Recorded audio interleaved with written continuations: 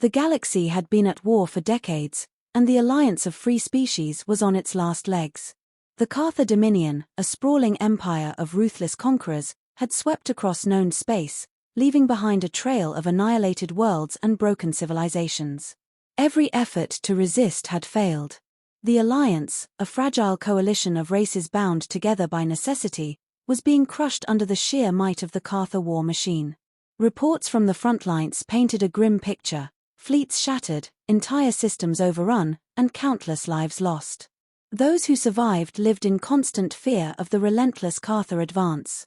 The Alliance's leaders, gathered in the ruins of a once thriving capital world, were faced with the harsh reality they were losing. And worse, they were alone.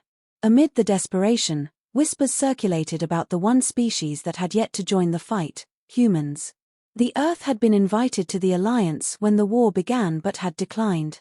Officially, they claimed they needed time to prepare, but many suspected Earth had simply chosen to stay out of the conflict, prioritizing their survival over solidarity.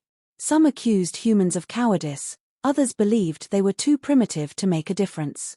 Commander Valrek of the Theran people, a veteran of countless battles, couldn't help but reflect on his one encounter with humanity years ago. They were clever, adaptable, he mused aloud to his officers. But their absence has been deafening. His voice carried a mix of frustration and longing. Valrek knew that Earth's ingenuity might have been the one variable capable of tipping the scales. Yet, as far as anyone knew, humanity had vanished into obscurity, ignoring the cries for help. The Alliance's final stronghold, a fortress world protected by a massive fleet, was now the Cartha's next target. Their armada, a terrifying assembly of towering warships and advanced weaponry, was advancing rapidly. The Alliance's leaders debated their options, but the truth was clear: there were none. They could only fight a hopeless battle and hope to buy time for civilians to escape. As preparations for the last stand continued, a strange signal interrupted Alliance communications. At first, many feared it was the Cartha launching another psychological attack. But the signal wasn't hostile, it was human. "This is Commander Jordan of Earth Fleet Command," the voice declared, calm yet commanding. "To the Alliance leadership, we have received your distress signals and are en route to assist. Hold your positions. Reinforcements are coming." The room fell silent. For a moment, no one dared to believe it was real. Valrek leaned forward, his heart pounding. "Play that again," he ordered. The message repeated, and the weight of those words began to sink in. Earth had finally answered the call. After years of silence, humanity was coming to the fight. But why now? What had they been doing all this time? The Alliance's leaders exchanged uncertain glances, torn between hope and skepticism. Valrek allowed himself a small, cautious smile. "Let's see what they've been hiding." The Alliance fleet drifted in tense anticipation as Earth's reinforcements emerged from hyperspace. The sight was unexpected. Human ships were unlike anything the Alliance had ever seen. They lacked the sleek, elegant design common among alien fleets. Instead, they were massive, blocky, and heavily armored, bristling with weaponry. These weren't ships designed for speed or aesthetics, they were built for war. Alliance officers observed in disbelief, whispering among themselves. "These ships look outdated, almost crude," one muttered. "How can they possibly stand against the Cartha?" Skepticism hung heavy in the air. But Commander Jordan's calm voice cut through the doubt as he opened a channel to the Alliance fleet.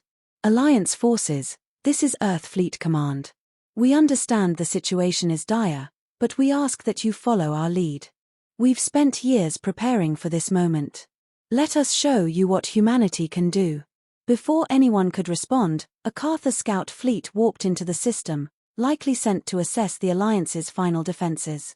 The humans wasted no time. Their fleet moved with precision, almost as if anticipating the enemy's every move. As the Cartha ships opened fire, humanity's ingenuity became apparent. Their vessels deployed adaptive shielding systems that absorbed and redirected energy blasts, rendering the enemy's weapons far less effective. Railguns mounted on Earth's ships fired projectiles at incredible speeds, tearing through Cartha armor like paper. Swarms of AI-controlled drones darted through the chaos, exploiting weaknesses in enemy formations and overwhelming them with surgical strikes. The Alliance watched in stunned silence as the Cartha fleet was systematically dismantled. What the humans lacked in elegance, they more than made up for in raw efficiency and brutal tactics. When the last Cartha ship was reduced to debris, cheers erupted among the Alliance crews. But for the humans, it was just the beginning. After the battle, Commander Jordan addressed the Alliance leaders via hologram. His expression was firm but resolute. "I know you have questions about why we waited so long to join this fight," he began. "The truth is, we weren't ready. Humanity has faced extinction before, and we knew rushing into this war unprepared would only add to your losses. So, we did what we do best, we adapted. We learned. And now, we're here to turn the tide." He explained Earth's strategy, which focused on targeting the Cartha's supply chains and exploiting their reliance on centralized command structures. The Alliance had always fought defensively, reacting to the enemy's moves. Humanity, however, planned to go on the offensive, striking where the Cartha least expected. "We don't fight fair," Jordan said with a faint smile. "We fight to win." For the first time in years, hope began to stir among the Alliance. The humans had arrived not as desperate allies but as a force to be reckoned with. Their unconventional tactics and unrelenting resolve brought something the galaxy hadn't seen in a long time, a reason to believe the Cartha could be defeated. The Alliance, now reeling from the shock of Earth's brutal efficiency, had little time to adjust. The Cartha fleet, enraged by their unexpected defeat, regrouped quickly, and a new assault was imminent. Earth's fleet, however, was not content with simply defending. They had a plan, and Commander Jordan's words rang true: humanity didn't fight fair. Humanity's strategy was unconventional, rooted in subversion rather than direct confrontation. While the Alliance prepared for another defensive stand, Earth's fleet moved swiftly, planting advanced technologies throughout the battlefield. Their first move was to cloak a series of massive planetary defense platforms, disguised as asteroid fields. Each platform was equipped with powerful ion cannons capable of inflicting devastating damage on the Cartha fleet. The platforms remained undetected until the Cartha fleet arrived, at which point they unleashed a surprise barrage, crippling the vanguard of the Cartha armada. The Cartha's prideful commanders underestimated the humans, assuming their previous defeat was a fluke. But Earth's technological edge was evident. The humans deployed electromagnetic pulse, EMP, fields that disabled entire sections of the Cartha fleet. Their railguns struck at weak points, ripping through ship hulls with pinpoint accuracy. Meanwhile, human engineers, working under fire, set up systems to temporarily disrupt the Cartha's advanced communication network. The Cartha fleet tried to adapt, redirecting their attacks and attempting to regroup, but Earth's tactics kept them off balance. Every move the Cartha made was anticipated by the humans, who used guerrilla tactics to outmaneuver their technologically superior opponents. Ships that seemed doomed to destruction were outfitted with cloaking devices that allowed them to vanish into the battlefield, only to strike again from an unexpected angle. The Alliance, still struggling to comprehend the human approach, followed Earth's lead. They mimicked human tactics, and the difference was immediate. For the first time in years, the Cartha were no longer the ones dictating the flow of battle. The Alliance, bolstered by humanity's innovations, began to push back. As the battle intensified, Commander Jordan gave the order to strike the Cartha flagship, the Might of Dominion, a symbol of their military superiority. The Earth fleet had identified a weakness in the flagship's armor, a weak spot in the lower hull that had been overlooked during its construction. Jordan knew this would be their moment. With precision and coordination, the Earth fleet launched a direct assault on the Cartha flagship. Human ships moved in, using every advantage they had, and their railguns blasted through the hull of the enemy vessel. The Might of Dominion shuddered, and for a brief moment, the Cartha commanders aboard the ship realized they were no longer invincible. The flagship was disabled, and with its destruction, the Cartha forces began to falter. In just a few hours, the once dominant Empire's fleet was in disarray. The Cartha retreated, their morale shattered by the realization that humanity's presence had turned the tide of the war. The Alliance, now emboldened, rallied around the humans. What had started as an uncertain partnership had transformed into a decisive turning point. Humanity had shown them the way not through brute force, but through innovation, adaptability, and an unyielding will to fight. The Cartha were no longer an unstoppable force. And for the first time in years, the Alliance had hope. The Cartha, infuriated by their loss, regrouped and prepared for one final, all-out assault. They could not afford another defeat, not when their entire empire was at stake. The Alliance had suffered heavy losses, but humanity's presence had reinvigorated their fighting spirit. Earth's fleet stood ready for the final confrontation. Commander Jordan knew that this would be their last chance to end the war. If they failed, the Cartha would wipe them all out. The humans had already begun preparations, readying a new, experimental weapon that could change the course of the battle.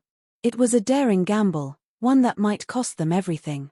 A series of massive satellites, designed to destabilize the Cartha's resource-rich planets, were set to fire on key Cartha worlds, rendering them unusable and cutting off their war effort.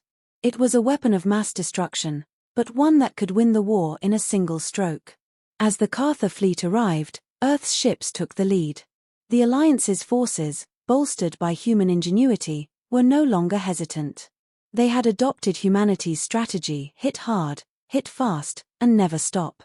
Human ships moved with precision, striking Cartha supply lines and crippling their communication systems. The Cartha responded with fury, but the humans anticipated every move, using decoys, electronic warfare, and guerrilla tactics to stay one step ahead. Commander Jordan knew the Cartha would focus their fire on the humans first, but that was part of the plan. Earth's fleet took the brunt of the assault, drawing the Cartha into a trap. As the Cartha pressed forward, the Alliance forces, led by humanity's tactical genius, closed in from all sides. A massive engagement ensued, with the Alliance using every weapon at their disposal: missiles, railguns, and specialized energy dampeners that neutralized the Cartha's advanced weapons. The battle raged for hours, and the Cartha began to show signs of desperation. With their flagship destroyed and their fleet in disarray, their command structure faltered. But Commander Jordan knew that a decisive victory would not come through conventional means. The humans had one last move to make. In a daring, almost suicidal maneuver, Jordan's flagship, the USS Resolute, broke away from the fight and plunged deep into the heart of the Cartha fleet. The ship fired its remaining weapons at the Cartha's command center, drawing all attention to itself. As the Resolute moved closer, the Cartha flagship turned to intercept, but it was already too late. At the last possible moment, the Resolute released a powerful electromagnetic pulse, temporarily disabling the Cartha fleet's weapons and leaving their ships vulnerable. The final blow came from the Alliance's remaining forces, who, under Jordan's command, launched a massive assault. The Cartha flagship was destroyed, and with it, the heart of their war effort. The remaining Cartha forces, crippled and disoriented, were forced to retreat. But humanity had one final trick up their sleeve. The satellite weapons activated, targeting the Cartha's primary resource worlds. With one final surge of power, Earth's weaponry unleashed a wave of destruction, rendering those worlds barren and cutting off the Cartha's ability to continue the war. With their resources crippled and their fleet shattered, the Cartha were defeated. The Alliance celebrated their victory, and humanity stood as the undisputed heroes of the war. Commander Jordan, weary but resolute, addressed the Alliance one final time: "We came late, but we came prepared. Humanity doesn't just survive, we thrive." The war was over. The Alliance was saved. Humanity had proven its worth not with sheer numbers or overwhelming firepower, but with determination, ingenuity, and an unwavering will to fight. The Cartha had underestimated them. Now, they knew better. The galaxy would remember Earth's role in the war, and humanity's place among the stars was forever secured.